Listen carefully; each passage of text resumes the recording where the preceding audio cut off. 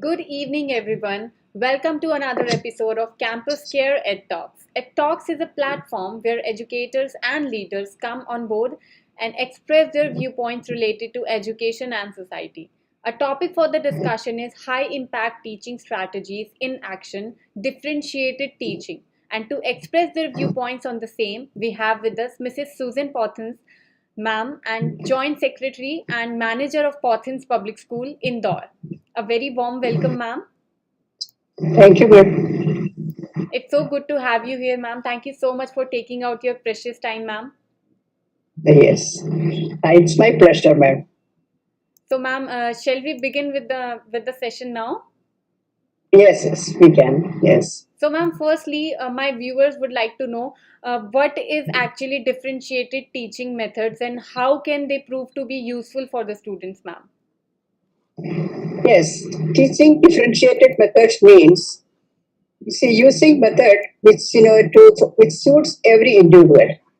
See, first of all, the teacher has to understand that in a classroom, suppose there are 40 students, Yes. they are all not the same. See, they have different capacities, they have different interests, they have different ways of learning things. So, in order to suit these different areas, the teacher chooses some different methods. That is called as a differentiated teaching method.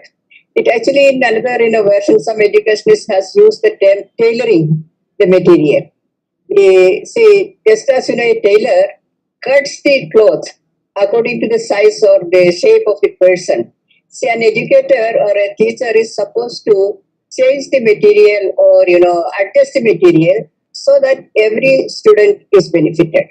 See, every student, the idea is to get maximum learning, deeper learning, and he should be able to achieve the maximum. See, achievement, is a very important thing for every person, and especially for a student.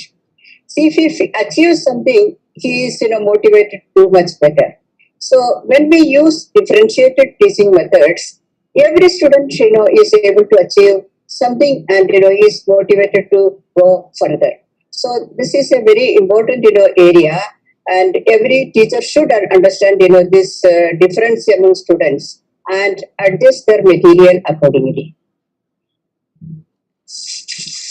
Thank you so much, ma'am. That was really informative. Moving forward, ma'am, how do you think teachers can conduct good differentiated teaching programs at school? See, you have to understand that there are four elements. The first thing is content. Content means what information or what concept we want to teach, and or what skill we want the child to achieve. So that makes the content part. So we can modify in that part. Or the second thing is the process. Process means the pathway or the method by which the teacher hopes to attain, or to teach the student. So you can make some modification in the process, so that can help the student. And the third one is the product. Product means what the student has actually learned and how he is going to demonstrate it. So that is called the process. And the last one, you can say the learning environment.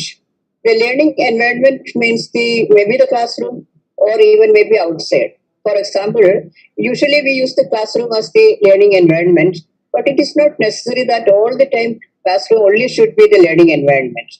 Suppose you are teaching botany, maybe you can take the child to a garden, the children to the garden, show them different plants or the parts of different plants, or so things like that. The learning environment also can be changed accordingly. So a teacher can choose which part to change according to the needs of the student.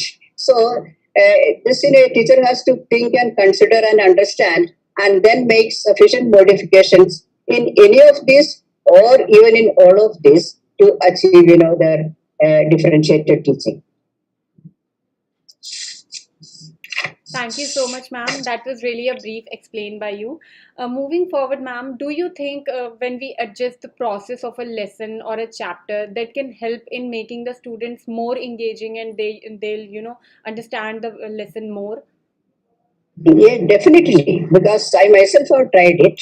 And from the experience of other students also, see, they also explained. I have a grandchild, who has explained that their teacher actually, in order to teach the life cycle of, butterfly, they actually made a artificial environment in which, right from the eggs, then it turned into a larva, then it turned into a pupa, and finally the butterfly came out. It took some days, but the experiment was so exciting to the students that every student was so eager every day to see what changes going on in that particular area. And they understood the lesson so well that my grandchild was saying none of them will ever forget that. So definitely making a different method or choosing a different methods. Sometimes it is, of course, this type of experiment may be little difficult, but there are very easy methods which can make the student really interested. For example, we have, myself have tried, for example, germination. It's so easy to teach. Ask the student to take a small tray, fill it with a little soil, and then put water and everything, and then just put spread a few seeds of any plant, and in 3 days, it starts germinating. So the student actually sees what is happening to that little seed and how it comes out and how the leaves come out. So learning becomes something very deep within, and the child really gets interested. So definitely using different methods can be very useful for students, and they understand, they comprehend, and they learn, and they become more and more interested in learning. These are all a couple of examples I said. That we can use so many things, to make the learning more interesting. Thank you so much, ma'am. Moving forward, ma'am, what are the different ways in which teachers can differentiate instruction for different students, ma'am? See, usually in differentiated teaching, we are not going to make a method for every student. Usually, what we do is divide the class into different small groups, and it's not permanent group; it is sort of flexible groups. The seating arrangement can be changed, accordingly. Maybe you can make small circles, like 4 or 5 students in one corner, 4 or 5 in another corner. So, like that, temporary groups can be made. And one way, maybe there are many ways. One way maybe you can use one method for one group, another method for another group. For example, in one group we have given an audio tape. They can listen to the tape and try to understand. In another group, maybe we can show a video. The same material, we can show it in the form of a video. In another group, maybe a discussion is going on. Another group where you asked to represent the whole thing in an artistic form. See, depending upon the lesson, maybe even an enactment, suppose it's a drama or it's a story, the actual thing can be enacted also. So different groups, use different methods to learn, and then they all can be asked to come together and have a final discussion where each group presents what they have learned and what they have understood. The teacher and immediately gets a good idea what method is suitable for which type of students. So this can be one way. Another easy way is to try to interview each student and find out their interests, and how they learn easily, or what is the best type of activity which they like in the class, what is the best type of project which they can do easily, and how they were successful in certain things. So when you talk to a student in detail, you come to know about their interests. So on the basis of that interest, you can make different groups and ask them to do the learning. And then, of course, as we have already said, they can come together and discuss the whole point. Another method some teachers use is just throw an idea or give a question and ask everybody to think an answer for that question. And then two people are asked to come together, share their views, and discuss a little bit among themselves so that the idea becomes more clear. And finally, they make presentations in front of the whole class. So the whole class, has so many ideas. See, you'll be surprised, that children are not, they are not dull, or even the dullest student has some new idea.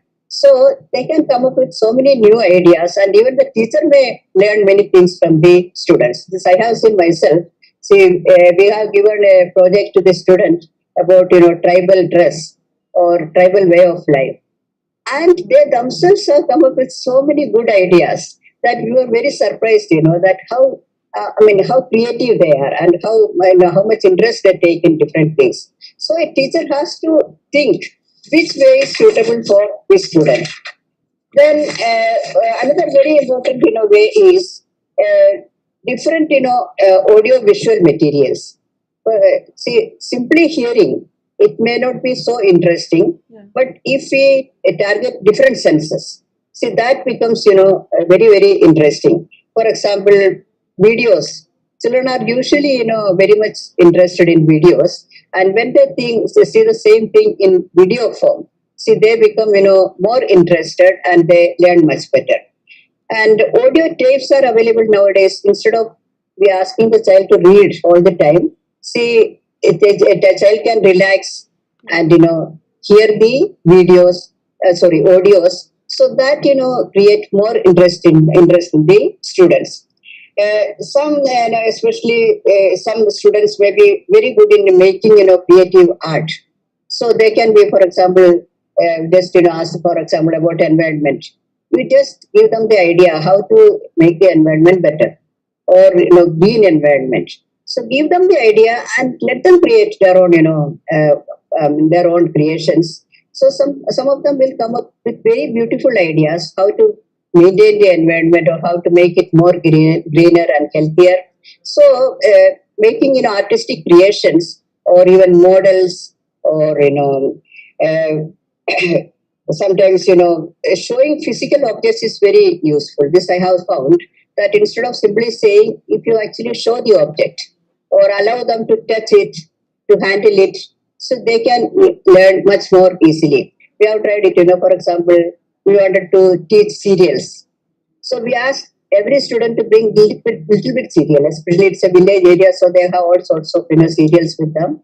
So they brought little bit, and then we made the whole thing into a chart and stick the cereals in different areas. So the children immediately got an idea. Oh, this is this cereal, and not only that, they learned the spellings.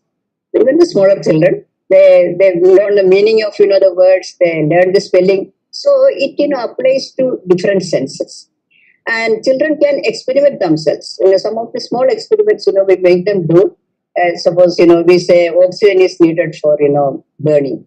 It's a very simple experiment. You put a candle and just cover it with a glass, and after a while, the candle will go out.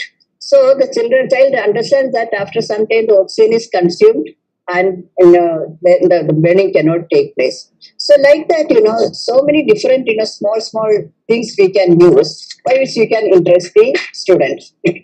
And another way may be journaling, means writing down what they have learned. This also has been found very useful.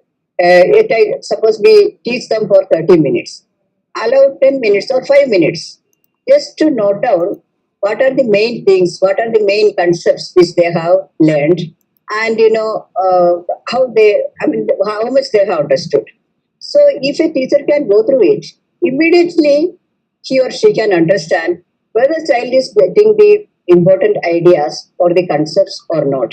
So that makes the teacher more sort of sensitive to the needs of the students, and she will be much more careful to explain, or to take up different methods to teach the students. So in all these ways, the teacher can modify and use differentiated teaching methods. Every teacher has to understand first of all this difference. What are the type of students which she has? It is different in each class. We cannot suggest any particular method for any teacher. It is a teacher who has to understand and make variations accordingly. Just as I said in the beginning, to like cutting clothes for different persons. So the teacher has to sort of dissect the material, analyze the material, and present it in such a way that every student gets something. The intelligent ones may be, challenged to do further things. See, they can be given maybe more, material to read, or they can be asked to explore, something more, or go to the internet and, find out some more facts so that they are not bored. See, I mean, many times, what we find is a clever child or a bright child does the work in 2 minutes and then there is nothing more to do. So he starts creating maybe, even problem for the other students. So if he is given a task which is really challenging for him, he will go much further. And another thing maybe we can do is, which we have also tried, see, pairing students. A bright student is given a weak student with him, and he is asked to help him. So the child feels sort of pride, that I am helping a weak student. At the same time, the weak student also feels that I am helped, so he is also able to come up. So these are there are many ways. These are some of the examples, in which a teacher can, use the differentiating methods in the class. Thank you so much, Susan ma'am. That was really wonderful by you. Thank you so much. That was an informative session. Would you like to add something? Would you like to, give the viewers a message or something? See, the message, what I want to give to every teacher is that the teacher should never expect every student to do the same thing. Yeah. See, some children may do homework regularly. Some children may, be very attentive in the class. Some children may answer immediately. See, there are a lot of differences. So you should not undermine any child. Suppose a child is not able to do very well, don't think that, or don't undermine him. Because it's a very important thing, a child should develop confidence. Yes, And ma'am. confidence comes only when he is encouraged. See, we can give punishment, maybe we can, even give physical punishment, we can give, another type of punishment, but that doesn't, help a child. What I find is that, instead of punishing, if we give encouragement, that, helps the student a lot. And maybe what in some area he may be very good. For example, I have found, a child was very dull, but he was very good in yoga, different poses he could make, and he could show that he could even walk on his hands and do shirshasana and so many things. So see, the child has a special capacity there. We can encourage that aspect, and then encourage students to gradually come up in the studies also. So everybody has some positive area in the life, in their needs, and personality. So a teacher has to find out what is the positive area in each child, and try to get into the child's activities through that. So if that in some area, if he gets success, definitely he'll be motivated. So instead of giving punishments, maybe this positive type of encouragement will be very useful for this student, and gradually the teacher also will feel satisfied that even the dullest student in the class could do something and achieve. So no child should be left out, no child should be undermined. Every child should be encouraged. That is my sort of request and advice to every teacher, that they should treat the children with respect and concern and love. Thank you so much, ma'am. Thank you so much for taking out your precious time, ma'am. It was really a wonderful time with you. It was very, useful for me. Actually, I just, went through the whole thing once again. And I also got some new ideas, from this session. And thank you for inviting me. It was my pleasure to be with you. Thank you Thank you. so much for being here, ma'am. And for all the viewers watching us out, please subscribe to our channel for more stuff like this. Thank you, ma'am. Have a good day. Oh.